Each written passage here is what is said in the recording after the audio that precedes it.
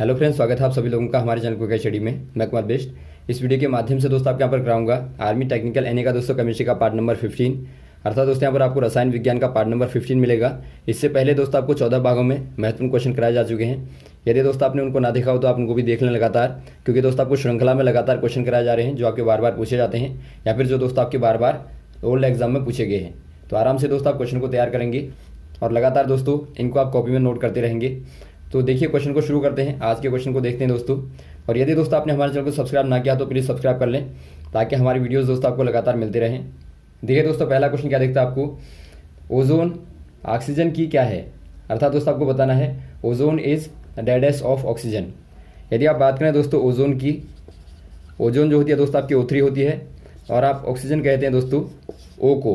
तो यहाँ पर आप देखते हैं दोस्तों एक प्रकार से जो आपका ओजोन होता है ये O का ही दोस्तों एक रूप होता है, या फिर आप कहें दोस्तों अपर रूप होता है। अपर रूप कहें या फिर आप दोस्तों एलोट्रोप कह सकते हैं। तो ये दोस्तों क्या होता है, ऑक्सीजन का दोस्तों ओजोन एलोट्रोप होता है, या फिर आपके यहाँ पर रूप होता है। तो ऑप्शन नंबर आपका हो जाएगा दोस्तों बी वाला एलोट्रोप। अगला क्वेश्चन देखिए दोस्तों, डैश का प्रयोग अग्निशमक व जलशमक वस्त्रों में किया जाता है, बनाने में किया जाता है। अर्थात दोस्तों आपको बताना है dash is used to prepare fire proof and water proof cloth.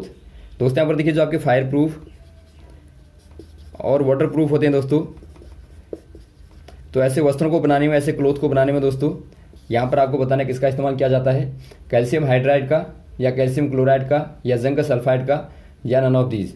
ये दोस्तों आपके यहाँ पर हो जाएगा कैल्शियम हाइड्राइड का दोस्तों। इसको आप कहते हैं दोस्तों CaH2। ये दोस्तों एक प्रकार से ड्राई एजेंट का कार्य करता है दोस्तों, इसीलिए इनका इस्तेमाल किया जाता है दोस्तों फायर प्रूफ क्लोथ और वाटर प्रूफ क्लोथों में दोस्तों। तो यहाँ पर आपका हो जाएगा ऑप्शन नंबर ए वाला कैल्शियम हाइड्राइड। अगला क्वेश्चन देखिए दोस्तों, ट्यूबलाइट किससे भरी होती है। अर्थात दोस्तों आपको बताना है ट्यूबलाइट इज फील्ड विद, जो आपकी ट्यूबलाइटें होती है दोस्तों आपने देखा होगा, ट्यूबलाइटें जो होती हैं दोस्तों वो किससे फील होती हैं, किससे भरी रहती हैं, आपको बताना है। ये दोस्तों आपका मरकरी वेपर या आर्गन या नाइट्रोजन एंड हाइड्रोजन या ए और बी बोथ। ये दोस्तों आपके यहाँ पर हो जाएगा डी वाला ए एंड बी बोथ। यहाँ पर देखिए दोस्तों आपका जो मरकरी, जो आपका दोस्तों मरकरी वेपर होता है और दोस्तों आपका यहाँ पर आर्गन होता है, दोनों को ही दोस्तों मिला के ट्यूबलाइट में भरा जाता है। तो ऑप्शन नंबर आपका हो जाएगा डी वाला बोथ। अगला क्वेश्चन देखिए दोस्तों, डैश को कृत्रिम रुई माना जाता है। अर्थात दोस्तों आपको बताना है dash is known as artificial silk. यहाँ पर देखिए दोस्तों जो आपकी आर्टिफिशियल सिल्क होती है, आर्टिफिशियल सिल्क या फिर आप कहें दोस्तों कृत्रिम, एक प्रकार से आप रुई कह सकते हैं या फिर आप फाइबर भी दोस्तों कह सकते हैं। यहाँ पर देखिए दोस्तों आपका जो रेयन होता है, रेयन दोस्तों एक प्रकार से रीजनरेटेड फाइबर होता है दोस्तों, जो कि एक प्रकार से रीजनरेट किया जाता है किससे दोस्तों, ये आपका सेल्यूलोज से दोस्तों एक प्रकार से रीजनरेट किया जाता है। तो इसीलिए इसको कहा भी जाता है दोस्तों सेल्यूलोज फाइबर भी इसको कहा जाता है।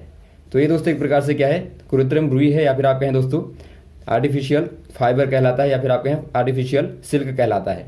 तो ऑप्शन नंबर आपका यहाँ पर हो जाएगा ए वाला रेयन। यदि आप इसका फॉर्मूला देखें दोस्तों तो फॉर्मूला यहाँ पर होता है C18 और H32 और O16 होता है। तो ऑप्शन नंबर आपका यहाँ पर हो जाएगा ए वाला। अगला क्वेश्चन देखिए दोस्तों, जल में विलेय विटामिन होता है। अर्थात दोस्तों आपको बताना है वाटर सोल्यूबल विटामिन। दोस्तों यहाँ पर देखिए जो विटामिन होते हैं तो मेनली आपको मालूम होगा दोस्तों दो प्रकार के होते हैं जो कि हमारे खाद्य सामग्री में आवश्यक होते हैं शरीर के लिए। दो प्रकार के होते हैं दोस्तों, एक आपके यहाँ पर होता है वाटर सोल्यूबल, दूसरे आपके होते हैं दोस्तों फैट सोल्यूबल।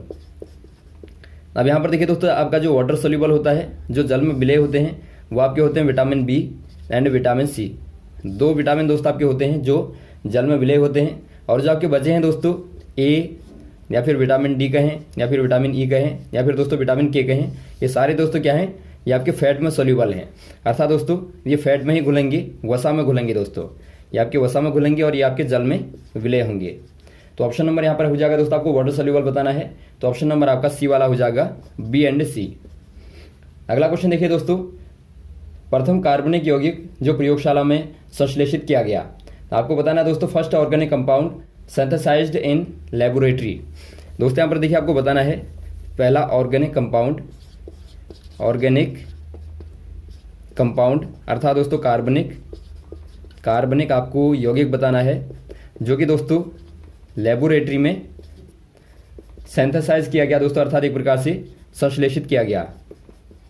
ये आपका दोस्तों हो जाएगा यूरिया दोस्तों, यदि आप केमिकल फॉर्मूला देखें तो आपका होता है NH2CO होता है। तो यही दोस्तों आपका प्रथम बार लेबोरेटरी में संश्लेषित किया गया या फिर आप कहें दोस्तों सिंथेसाइज किया गया। तो ऑप्शन नंबर यहाँ पर आपका हो जाएगा यूरिया, ए वाला। अगला क्वेश्चन देखिए दोस्तों, वेल्डिंग में प्रयुक्त होने वाली गैस है, आपको बताना है gases used in welding are. यहाँ पर देखिए दोस्तों, जो आपने वेल्डिंग करते हुए देखा होगा, वेल्डिंग जो होती है दोस्तों वहाँ पर कौन सी वाली गैसेज का इस्तेमाल होता है आपको बताना है। इसमें दोस्तों यहाँ पर देखिए एसिटिलीन दोस्तों और ऑक्सीजन का इस्तेमाल होता है। ऑक्सीजन का यहाँ पर इस्तेमाल होता है, तो आप कह देंगे O2 और C2H2 होता है। जो एसिटिलीन का फॉर्मूला होता है दोस्तों वो आपका यहाँ पर होता है C2H2 या फिर आप कहें दोस्तों CH ट्रिपल बॉन्ड CH। तो इसको आप याद रखेंगे, ट्रिपल बॉन्ड में ही दोस्तों आपका ENE आता है। तो यहाँ पर आपका हो जाएगा दोस्तों ऑप्शन नंबर डी वाला, A एंड B बोथ, ए और बी दोनों हो जाएंगी। ऑप्शन नंबर डी वाले में आप टिक कर देंगे। अगला क्वेश्चन देखिए दोस्तों, जिंक फॉस्फाइड का प्रयोग किसमें होता है, आपको बताना है zinc phosphide is used as. दोस्तों यहाँ पर देखिए जो आपका जिंक फॉस्फाइड होता है, जिंक फॉस्फाइड